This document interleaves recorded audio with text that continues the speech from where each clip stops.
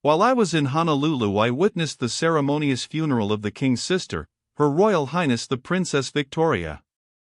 According to the royal custom, the remains had lain in state at the palace 30 days, watched day and night by a guard of honor. And during all that time a great multitude of natives from the several islands had kept the palace grounds well crowded and had made the place a pandemonium every night with their howlings and wailings, beating of tom-toms and dancing of the, at other times, forbidden hula-hula by half-clad maidens to the music of songs of questionable decency chanted in honor of the deceased. The printed program of the funeral procession interested me at the time, and after what I have just said of Hawaiian grandiloquence in the matter of playing empire, I am persuaded that a perusal of it may interest the reader. After reading the long list of dignitaries, etc., and remembering the sparseness of the population, one is almost inclined to wonder where the material for that portion of the procession devoted to Hawaiian population generally is going to be procured. 490.jpg, 34K. 491.jpg, 105K. Undertaker. Royal School. Kawaiahau School. Roman Catholic School.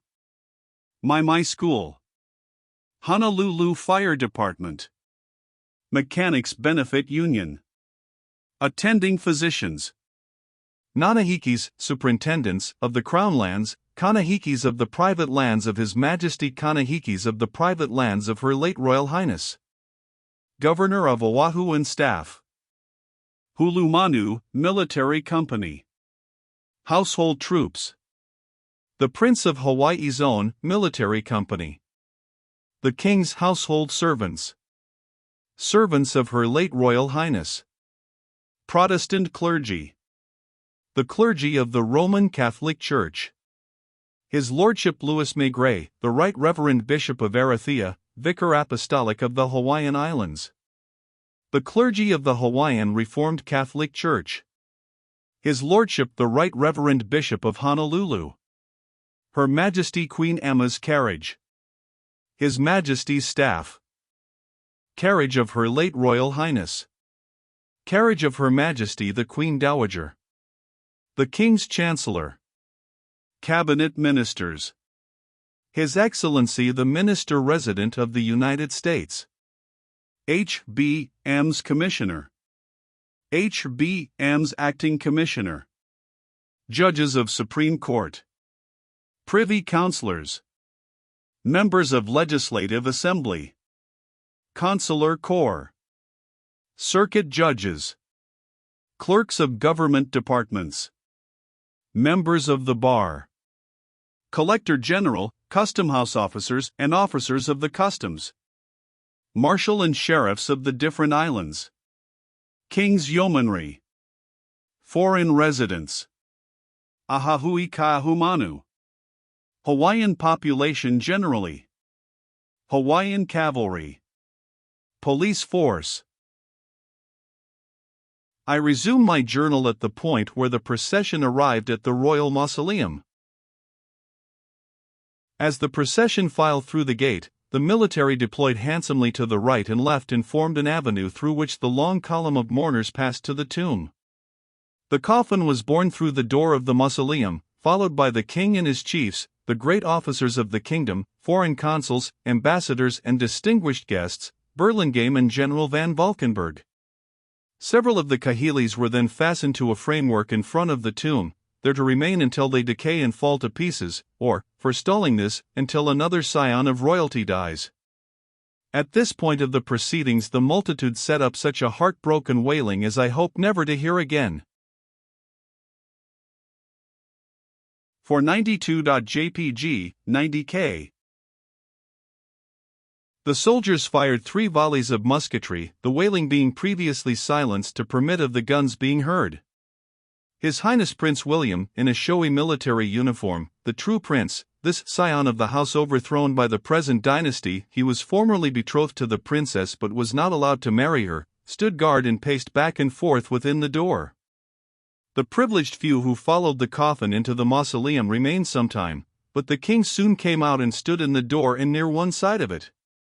A stranger could have guessed his rank, although he was so simply and unpretentiously dressed, by the profound deference paid him by all persons in his vicinity, by seeing his high officers receive his quiet orders and suggestions with bowed and uncovered heads, and by observing how careful those persons who came out of the mausoleum were to avoid crowding him, although there was room enough in the doorway for a wagon to pass, for that matter, how respectfully they edged out sideways, scraping their backs against the wall and always presenting a front view of their persons to His Majesty, and never putting their hats on until they were well out of the royal presence. He was dressed entirely in black dress coat and silk hat, and looked rather democratic in the midst of the showy uniforms about him. On his breast he wore a large gold star, which was half hidden by the lapel of his coat. He remained at the door a half hour, and occasionally gave an order to the men who were erecting the kahilis, ranks of long-handled mops made of gaudy feathers sacred to royalty. They are stuck in the ground around the tomb and left there, before the tomb. He had the good taste to make one of them substitute black crape for the ordinary hempen rope he was about to tie one of them to the framework with. Finally he entered his carriage and drove away, and the populace shortly began to drop into his wake. While he was in view there was but one man who attracted more attention than himself, and that was Harris, the Yankee Prime Minister. This feeble personage had crape enough around his hat to express the grief of an entire nation, and as usual he neglected no opportunity of making himself conspicuous and exciting the admiration of the simple Kanakas. Oh, noble ambition of this modern Richelieu! It is interesting to contrast the funeral ceremonies of the Princess Victoria with those of her noted ancestor Kamehameha the Conqueror, who died 50 years ago, in 1819, the year before the first missionaries came. On the 8th of May, 1819, at the age of 66, he died, as he had lived, in the faith of his country. It was his misfortune not to have come in contact with men who could have rightly influenced his religious aspirations. Judged by his advantages and compared with the most eminent of his countrymen, he may be justly styled not only great, but good. To this day his memory warms the heart and elevates the national feelings of Hawaiians. They are proud of their old warrior king, they love his name, his deeds form their historical age, and an enthusiasm everywhere prevails, shared even by foreigners who knew his worth, that constitutes the firmest pillar of the throne of his dynasty. In lieu of human victims, the custom of that age, a sacrifice of 300 dogs attended his obsequies, no mean holocaust when their national value and the estimation in which they were held are considered. The bones of Kamehameha, after being kept for a while, were so carefully concealed that all knowledge of their final resting place is now lost. There was a proverb current among the common people that the bones of a cruel king could not be hid. They made fishhooks and arrows of them, upon which, in using them, they vented their abhorrence of his memory in bitter execrations. The account of the circumstances of his death, as written by the native historians, is full of minute detail, but there is scarcely a line of it which does not mention or illustrate some bygone custom of the country. In this respect it is the most comprehensive document I have yet met with. I will quote it entire. When Kamehameha was dangerously sick, and the priests were unable to cure him, they said, "Be of good courage and build a house for the god, his own private god or idol, that thou mayest recover." The chiefs corroborated this advice of the priests, and a place of worship was prepared for Kukalimoku, and consecrated in the evening. They proposed also to the king, with a view to prolong his life, that human victims should be sacrificed to his deity, upon which the greater part of the people absconded through fear of death, and concealed themselves in hiding places till the taboo, pronounced taboo, means prohibition, we have borrowed it, or sacred. The taboo was sometimes permanent, sometimes temporary, and the person or thing placed under taboo was for the time being sacred to the purpose for which it was set apart. In the above case the victims selected under the taboo would be sacred to the sacrifice, in which destruction impended, was past. It is doubtful whether Kamehameha approved of the plan of the chiefs and priests to sacrifice men, as he was known to say, "The men are sacred for the king," meaning that they were for the service of his successor. This information was derived from Liholiho, his son. After this, his sickness increased to such a degree that he had not strength to turn himself in his bed. When another season, consecrated for worship at the new temple, Heiau, arrived, he said to his son, Liholiho, "Go thou and make supplication to thy God. I am not able to go, and will offer my prayers at home." When his devotions to his feathered god, Kukulemoku, were concluded, a certain religiously disposed individual, who had a bird god, suggested to the king that through its influence his sickness might be removed. The name of this god was Pua. Its body was made of a bird, now eaten by the Hawaiians, and called in their language Ali.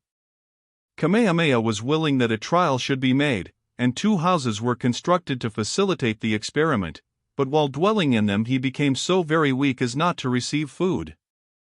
After lying there 3 days, his wives, children and chiefs, perceiving that he was very low, returned him to his own house.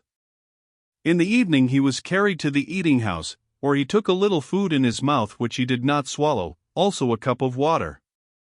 The chiefs requested him to give them his counsel, but he made no reply, and was carried back to the dwelling house. But when near midnight, 10 o'clock, perhaps, he was carried again to the place to eat, but, as before, he merely tasted of what was presented to him.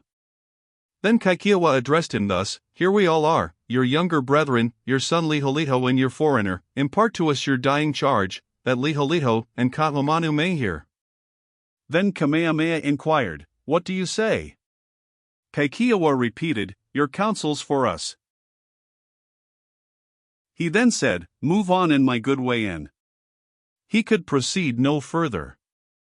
The foreigner, Mr. Young, embraced and kissed him. Hoapili also embraced him, whispering something in his ear, after which he was taken back to the house. About 12 he was carried once more to the house for eating, into which his head entered, while his body was in the dwelling house immediately adjoining. It should be remarked that this frequent carrying of a sick chief from one house to another resulted from the taboo system, then in force. There were at that time 6 houses, huts, connected with an establishment. One was for worship, one for the men to eat in, an eating house for the women, a house to sleep in, a house in which to manufacture kapa, native cloth, and one where, at certain intervals, the women might dwell in seclusion. The sick was once more taken to his house. When he expired, this was at 2 o'clock, a circumstance from which Liliahoku derived his name. As he breathed his last, Kalamoku came to the eating house to order those in it to go out. There were 2 aged persons thus directed to depart. One went, the other remained on account of love to the king, by whom he had formerly been kindly sustained. The children also were sent away. Then Kalamoku came to the house, and the chiefs had a consultation.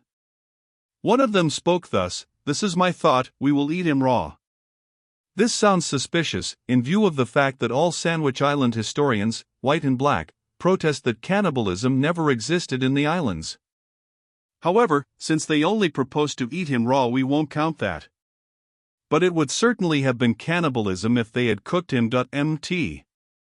Kahumanu, one of the dead king's widows, replied, "Perhaps his body is not at our disposal, that is more properly with his successor. Our part in him, his breath, has departed, his remains will be disposed of by Liholiho." After this conversation, the body was taken into the consecrated house for the performance of the proper rites by the priest and the new king. The name of this ceremony is Yuko, and when the sacred hog was baked, the priest offered it to the dead body, and it became a god, the king at the same time repeating the customary prayers. Then the priest, addressing himself to the king and chiefs, said, "I will now make known to you the rules to be observed respecting persons to be sacrificed on the burial of this body. If you obtain 1 man before the corpse is removed, 1 will be sufficient, but after it leaves this house 4 will be required. If delayed until we carry the corpse to the grave, there must be 10, but after it is deposited in the grave there must be 15. Tomorrow morning there will be a taboo, and, if the sacrifice be delayed until that time, 40 men must die." Then the high priest, Huahua, inquired of the chiefs, "Where shall be the residence of King Liholiho?" They replied, "Where, indeed? You, of all men, ought to know." Then the priest observed, "There are 2 suitable places, one is Kau, the other is Kohala." The chiefs preferred the latter, as it was more thickly inhabited. The priest added, "These are proper places for the king's residence, but he must not remain in Kona, for it is polluted." This was agreed to. It was now break of day. As he was being carried to the place of burial, the people perceived that their king was dead, and they wailed. When the corpse was removed from the house to the tomb, a distance of one chain, the procession was met by a certain man who was ardently attached to the deceased. He leaped upon the chiefs who were carrying the king's body. He desired to die with him on account of his love. The chiefs drove him away. He persisted in making numerous attempts, which were unavailing. Kalamoka also had it in his heart to die with him, but was prevented by Hukio. The morning following Kamehameha's death, Liholiho and his train departed for Kohala, according to the suggestions of the priest, to avoid the defilement occasioned by the dead.